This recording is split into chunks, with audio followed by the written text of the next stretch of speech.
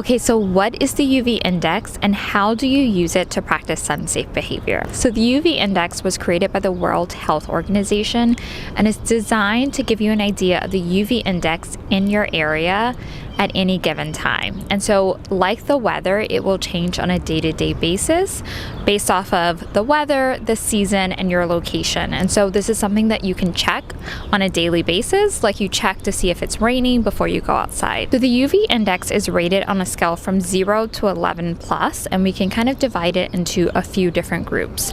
So the first group is going to be from 0 to 2. This is essentially a very low UV index day, and even those with sensitive skin can feel pretty comfortable about enjoying the sun. Of course, still use sunscreen, but you can be relaxed about the UV index. A UV index of 3 to 5 is a moderate UV index, and this is kind of the time where you want to make sure that you're doing your routine sun protective behavior. So avoiding peak sun between 10 to 2, reapplying SPF every 2 hours, and just being sun safe. And then with these behaviors, you're unlikely to get a sunburn.